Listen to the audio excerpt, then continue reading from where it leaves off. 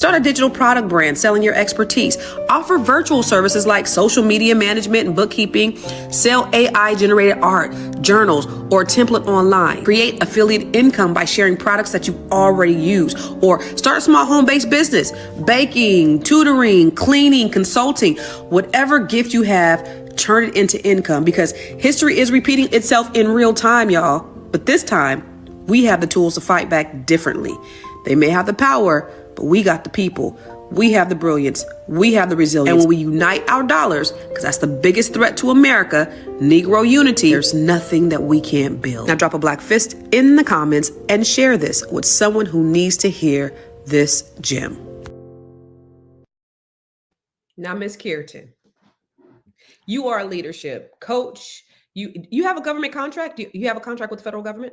Yes, we've got 5, actually. We've got several at Department of Justice and EPA. So we've got 5 at Justice, 1 at EPA, and 1 at USDA. She's rich, y'all. She's rich. So you have your certifications.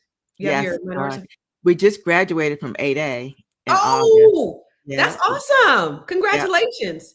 Yep. So we're women-owned small business, economically disadvantaged women-owned small business. We've got our MBE also, and we're on the GSA schedule. Okay. So explain to them what 8A is. You've had your 8A. What, that's 8 years or that's 10 years? It's 9, but during COVID, it got extended to 1 more year. So I was in there for 10 years. Okay. Explain to them what the 8A is. And this is, I always preach government contracts.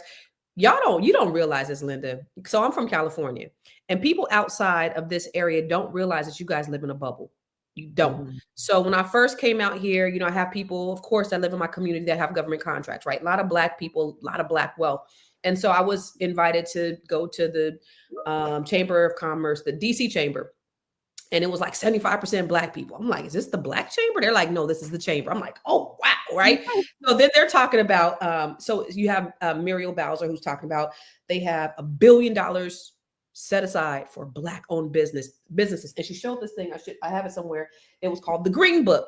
And it was referencing, remember the Green Book that they had back in the 50s that showed where Black people can go for, when they're traveling. So this is a Green Book that they have specifically for Black people to how to get these government contracts. Then I go to the tri-county, the bi-county roundtable, and he was saying how we got $8 billion 40% set aside for Black owned businesses. And I'm like, they're saying this out loud. And of course, that's the reason why, the federal government is cutting all these programs now, because they have set aside specifically for Black owned businesses. And I'm like, wow, this is the land of milk and honey. That's the first thing I'm thinking. I'm like, there are so many opportunities out here for Black people to build wealth.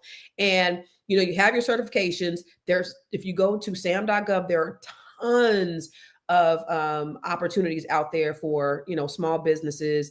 Now that are you DBE certified? Because I heard the DBE folks, they lost their certifications immediately once they removed race and gender. Yes, I'm not DBE, I'm MBE though.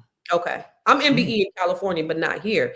So if you can explain like the opportunities within the government contract space, because people need to hear them. You don't have to live in the DMV in order to get these contracts. You can live anywhere, but a good portion of people have these contracts. And then explain what these certifications mean and how they're set aside to help, folks get some sort of a level playing field.